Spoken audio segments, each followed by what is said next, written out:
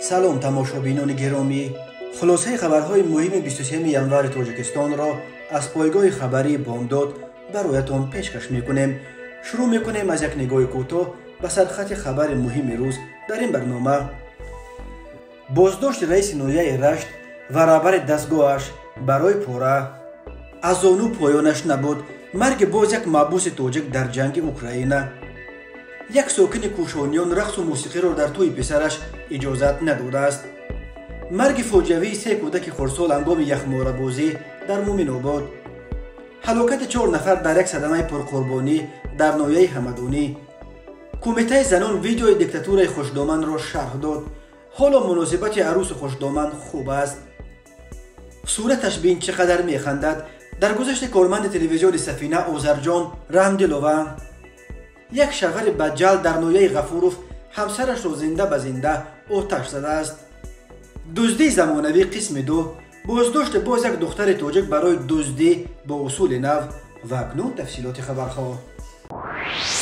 بنا به اطلاع دریافتی پایگاه خبری بامداد، کارمندان اگنتی مبارزه با کروپسیای تاجیکستان صبح دوشنبه 23 ینور سال 2023 رئیس حکومت ناحیه رشت در شرق جمهوری مقیم رحیم جان نبیزاده و رئیس دستگاه او ارتقوف خال محمد را با اتهام گرفتن پوره دستگیر کردند. مقامات رسمی از جمله مقامات اگنتی مبارزه با کروپسیا تا کنون رسما این خبر را تصدیق یا رد نکردند، ولی دو منبع گوناگون نزدیک به اگنتی و به حکومت ناحیه رشت در دوام روز به پایگاه خبری بامداد تصدیق کردند که در حقیقت دو منصبدار بلندپایه ناحیه رشت، رئیس این ناحیه و رهبر دستگاهش هنگام گرفتن پوره به دست افتادند. به گفته دو منبع دیگر، رحیم جان مقیمی و رهبر دستگاهش تقریبا یک ماه باز با اتهام غیر قانونی فروختن زمین‌ها تحت کارکرد اپراتیوی از جانب کارمندان اگنتی قرار داشتند و یک روز قبل یعنی 22 ینور سال 2023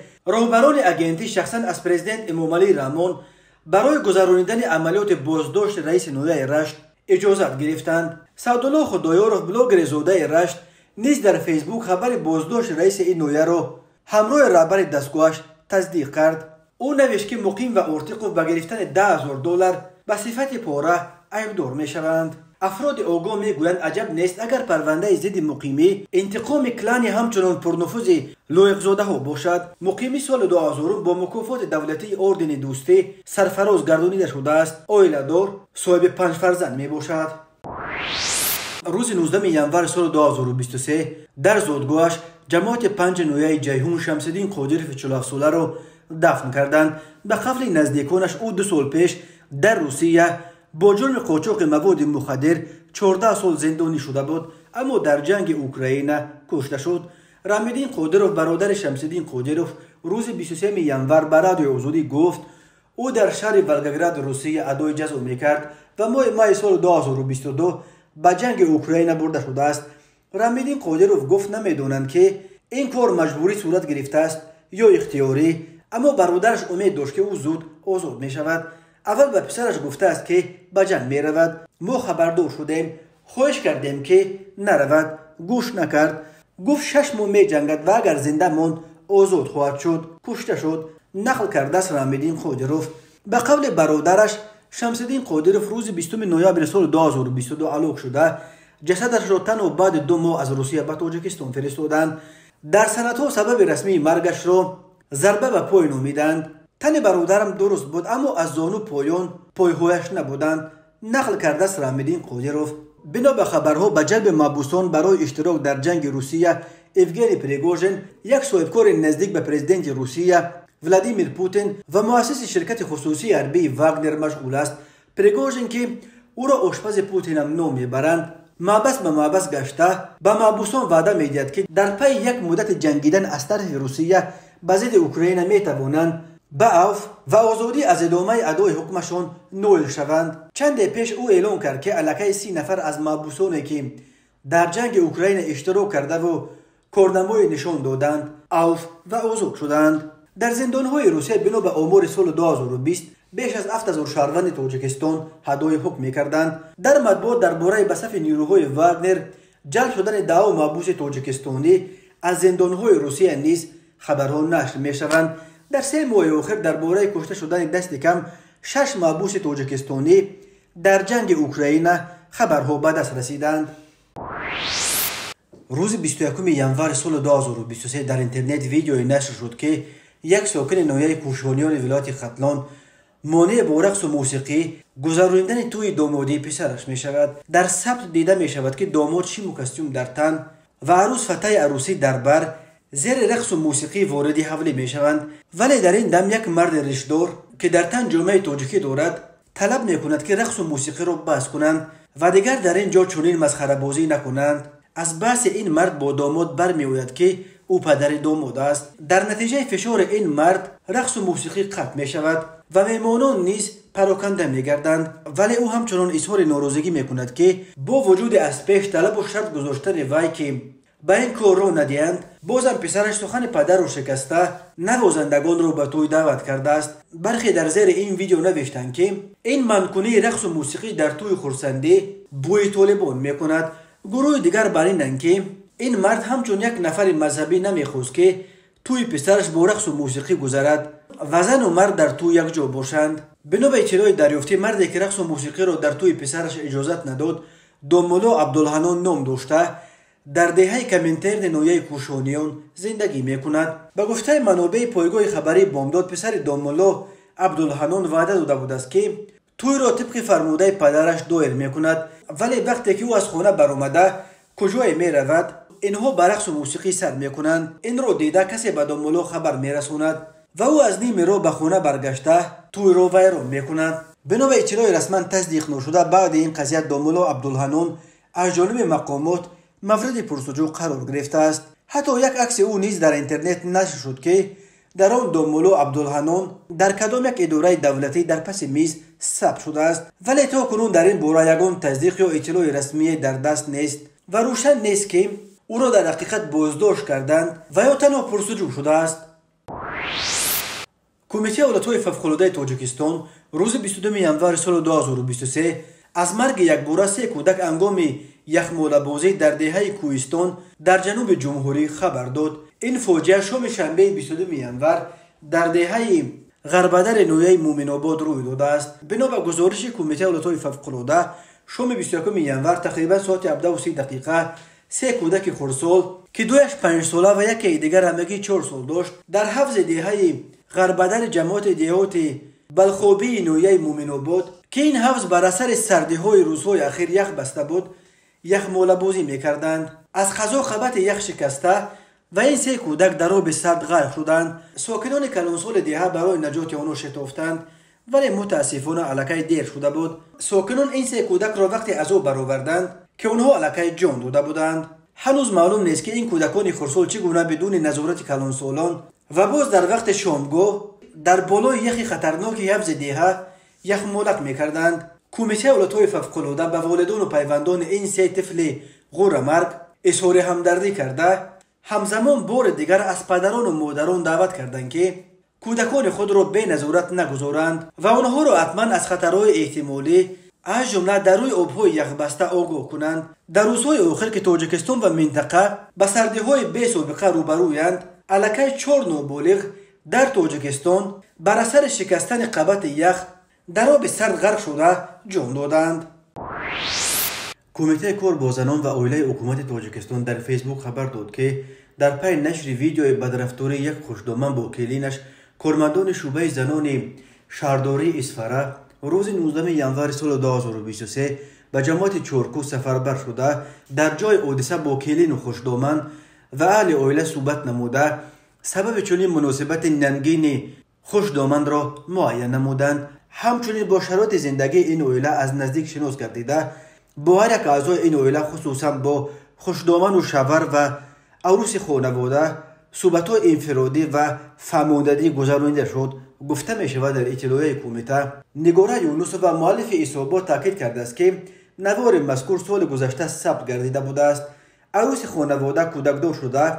حالا مناسبت کلین و خوشدامن خوب است، اما بسیاری و بازم کمیته زنان را به انتقاد کشیدند که چرا از این حالت پیش آمده چنین دیر، یعنی بعد 1 سال و اون هم بعد به اینترنت راه یافتن نوار خبردار شدند. در اطلاع همچنین گفته می شود که با جلب زنان فعال و خادمان دین و سابقه‌داران در چورکو با مقصد پیشگیری زوروری در اویله، پیشگیری پرشوری اویله ها و حادثه های نامطلوب یک نشست برپا گردید. کمیته گفت در جماعت چورکو و دیگر دههای اسفاره حادثه ننگین در شبکه‌های اجتماعی نشر شده عروس خوشدامن را سخت محکوم کرده، سبب رخ دادن چنین حادثه ها را در جهالت و معرفت پست خوشدامن ظالم، کاستشوی ارزش اویله، ندانستن فرهنگ استفاده بری تلفن‌های موبیلی، رعایت نکردن عادی‌ترین آداب معاشرت و احترام بین اعضای اویله در برخی از اویله ها دانستند. این در حالی است که ریاست کارهای داخلی ولایت سوخت اخیراً خبر داد که نسبت به خوشدامن ظالم پرونده مأموری گشودند و به او بر اساس زوروری در اویله جریمه به مبلغ از 128 تا 320 سومانی تهدید میکند. یادآور میشویم اخیراً در اینترنت دو ثبت ویدیوی نشر شد که در آنها طرز خیلی بد مناسبت بلکه حتی ظلم و ستم اهل خانواده نسبت به کلین این خاندان نمایش داده شده است. بدرفتاری نسبت به کلین به اندازه است که او حتی حق نداشته است که بدون اجازت خوشدامن و خواهر شفرش یگان غذا یا حتی یگان پاره نان بخورد. در پی تماشای این ویدیو 10 نفر از مقامات خواستند تا نسبت به این خوشدامن برای چنین بدرفتاری نسبت به کلینش چاره بیندیشند. تماشابینان عزیز، یادآور میشویم خلاصه مهمترین اخبار تاجیکستان را از پایگاه خبری بامداد تماشا دارید.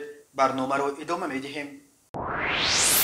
مرزبانان استونیا یک شهروند تاجیکستان را که از مرز روسیه با استونیا عبور کرده برای شب را روز کردن در یک دهه جای خواب میجست دستگیر کردند. ساکنان محلی پناهجوی تاجیک را به خانه‌اش رو ندادند، برعکس به مرزبانان خبر دادند. چنین به نظر میرسد که تاجیک بیچاره فکری کرده است که در اروپا هم مردم مثل تاجیک‌ها میمونند. درباره بازداشت این پناهجوی تاجیک روز 22 ژانویه سال 2023 شرکت ملی تلویزیون و رادیوی استونیا خبر داد.